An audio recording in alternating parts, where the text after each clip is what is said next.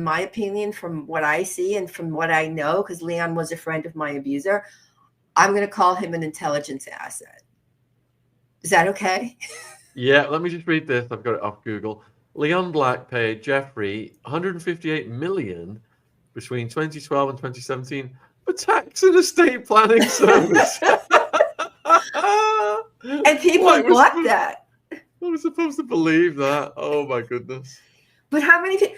And that's all you get from mainstream. That they will repeat that ad nauseum, and they will also say, and I particularly dislike when indie people like you and I, well, they can't be like you and I because you and I are truthers, but indie people say, oh, Leslie Wexner was, he was a blackmail victim. No, he wasn't. Like, I know this firsthand. No, he wasn't. It says Leon Black, the co-founder of Apollo Global Management, also settled a lawsuit with the U.S. Virgin Islands for 62.5 million to avoid potential lawsuits. Wow. Yeah, it's a lot. Yeah, but that's all he was, right? Just tax advice, sure. But you see, if we trace, it's not easy. It's not difficult, guys, to figure out how to play this chessboard thing that we're looking at. If you study history and you see the role of Rockefeller, and then you see somebody like Leon Black or Leslie Wexner connected to, let's say, Jeff was outed. Wasn't he outed by Alexander Acosta, who said, I was told to back off, that he was, belonged to Above his pay intelligence? grade. Yeah, above his pay Yeah. grade. So, like, Yeah.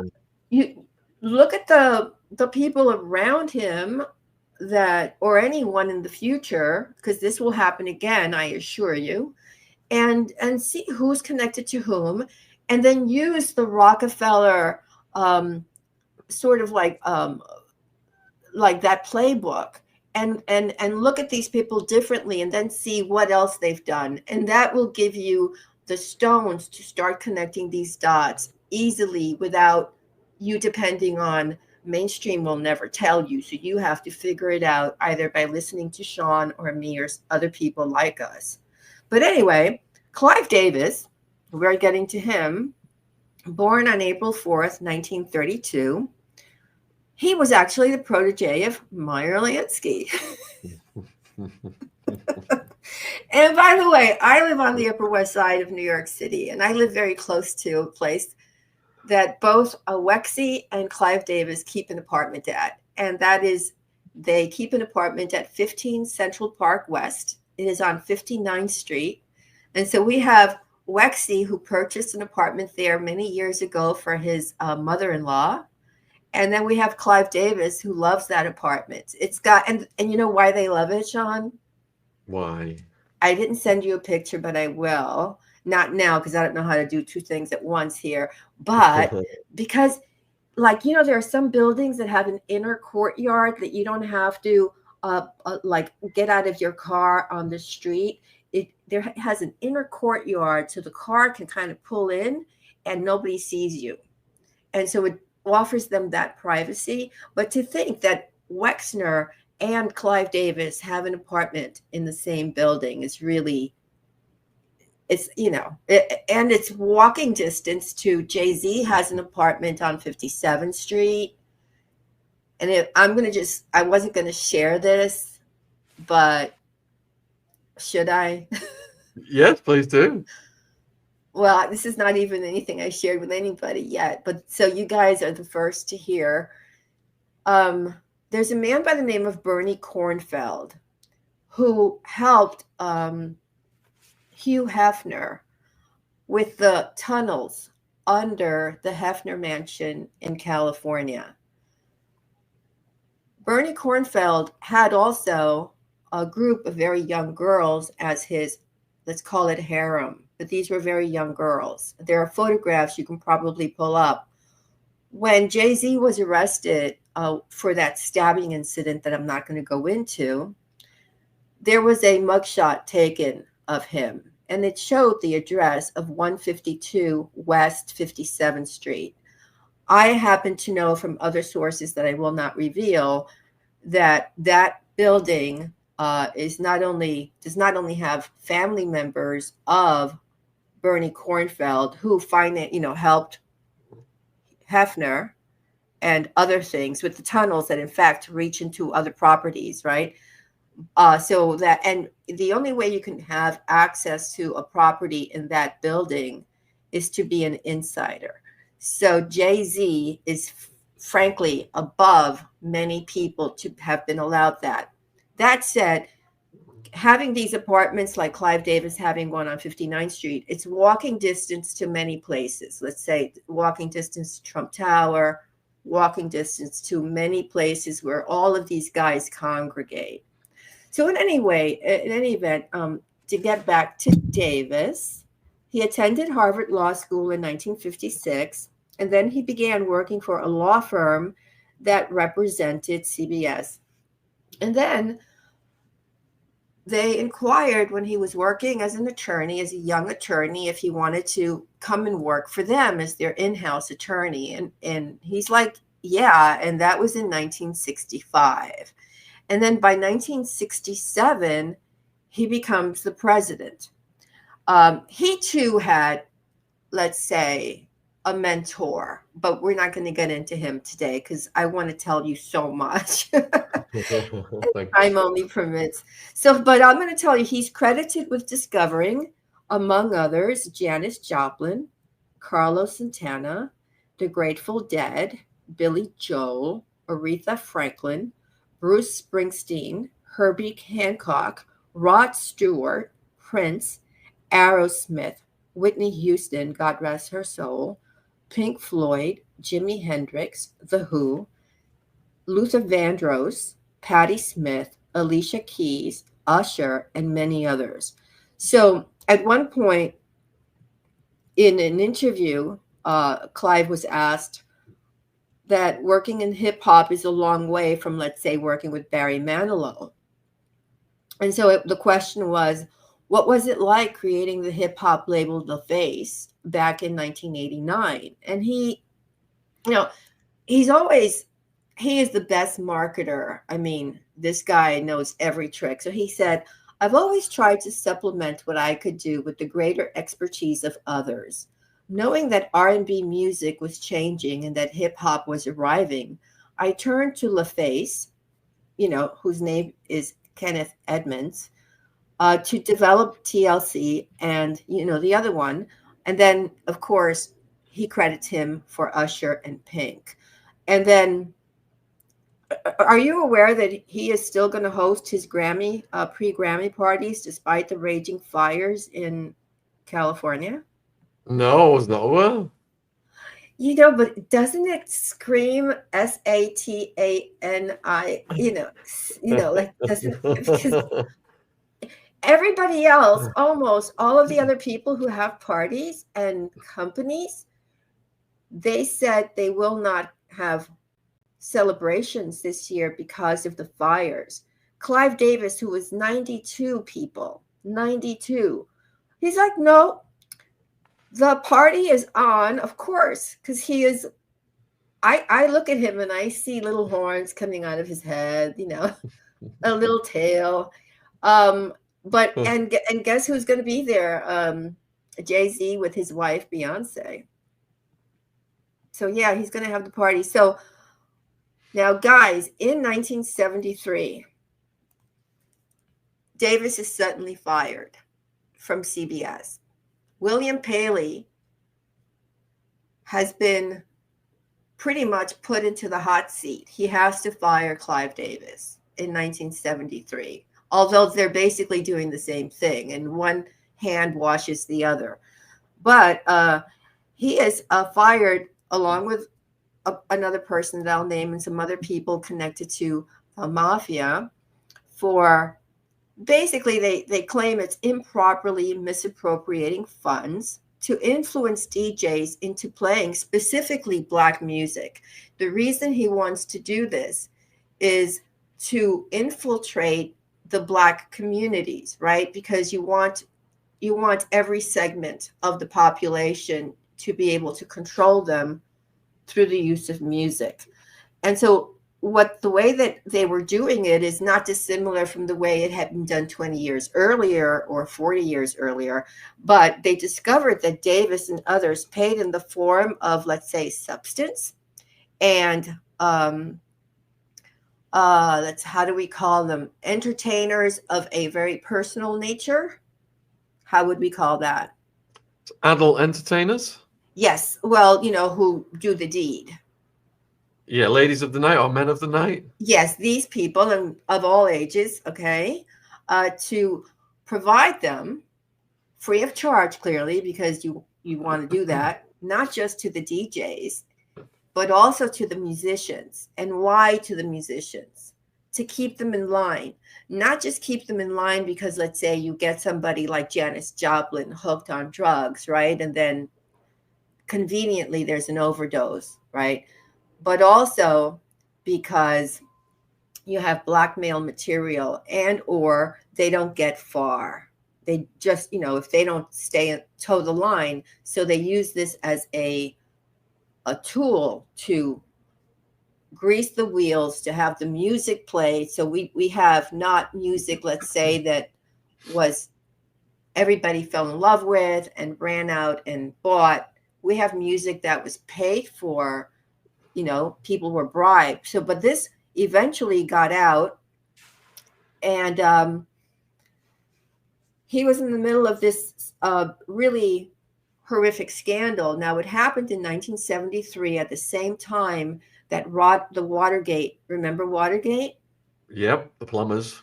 Yeah, Richard Nixon, the crowd. Do you know that this was front page news next to Watergate, and it almost kicked Watergate off the front page?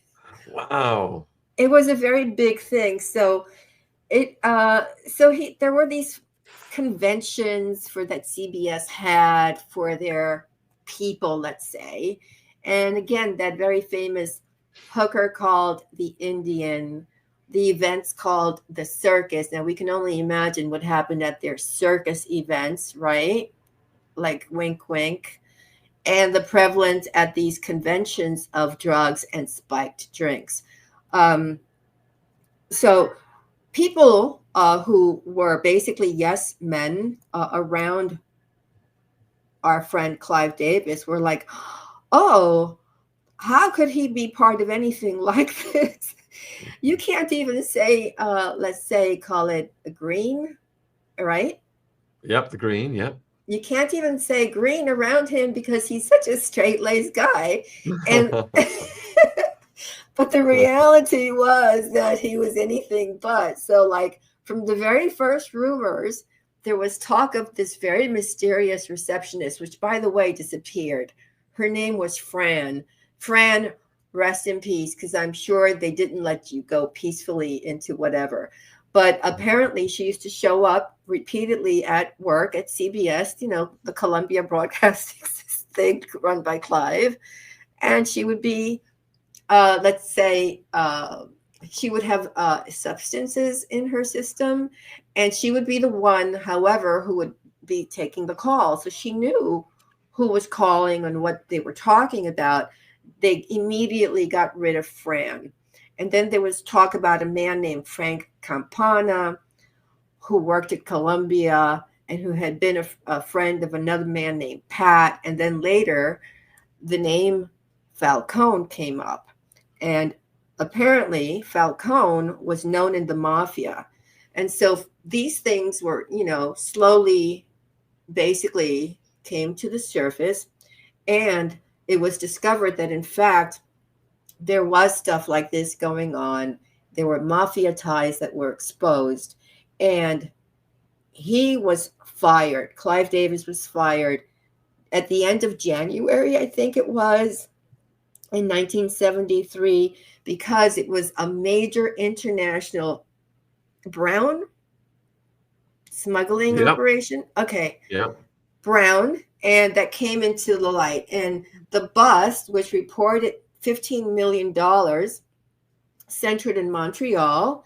And then it involved a bunch of people, but one of them was, very close to Davis, Pasquale Falcone,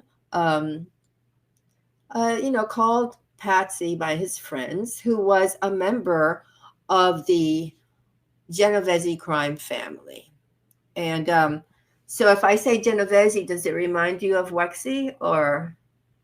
Well, you reminded me of the Colombian cartel because they were linked with Falcone as well, weren't they?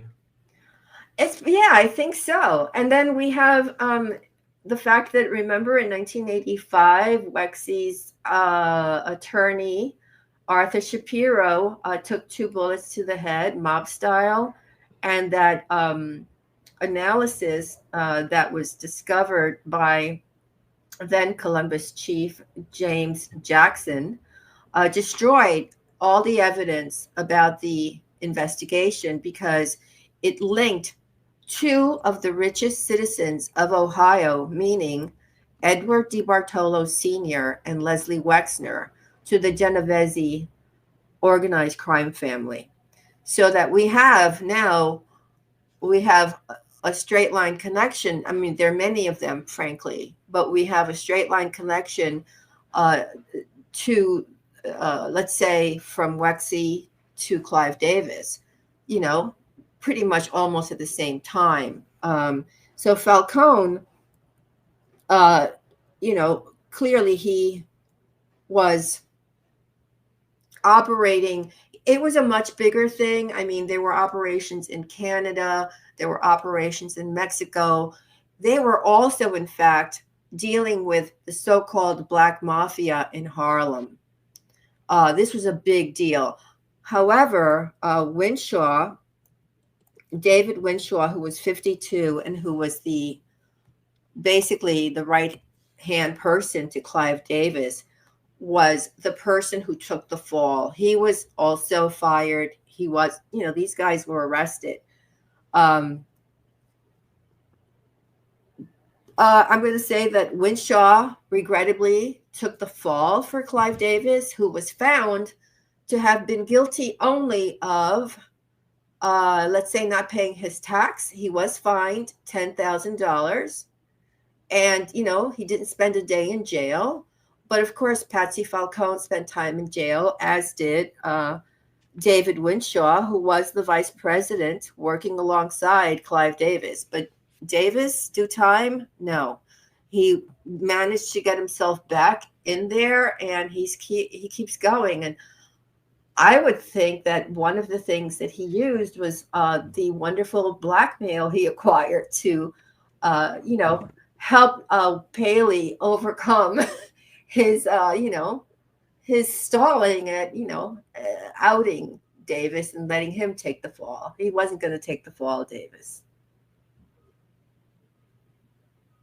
Yeah, they've always got insulation. Yeah, I mean, it was almost known, like around the office back in the day, that he was, meaning Winshaw, was his so-called procurer.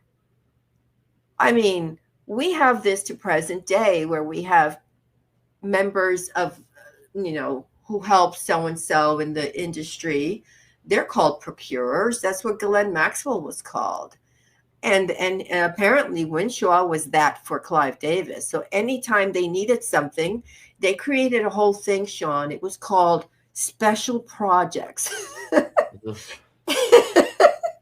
And it took care of providing any necessary, quote, entertainment for Columbia executives and favored guests, right?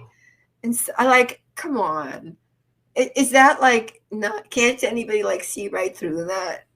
Mm-hmm. And so people still think that Davis, who took meaning Winshaw, who took the fall for Clive Davis, were perhaps more than friends, if you will, right? Because why would he take the fall? Why, unless his life was threatened, which is a possibility. So then ultimately they had to say that, oh, no, Clive Davis didn't really do anything bad. And Winshaw, he went to jail for conspiracy with nobody, apparently.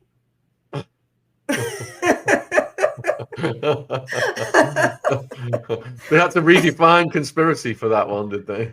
You know, they have to redefine conspiracy for many things, you know, so like, you know, so all like Clive Davis to present day says, oh no, I just forgot to pay taxes, or there was just some mess up with the paperwork. And it's like, no, dude, you were involved in the biggest H bust in history. And if you look at the various records, which I have looked at, it spans, you know, like I said, multiple countries. It was linked to the literally the black mafia, the Italian mafia, but any mafia in the world. Clive was attached to it. He had no problem with any mafia in the planet. Equal opportunity mafia, you know, do business with. He's good with that.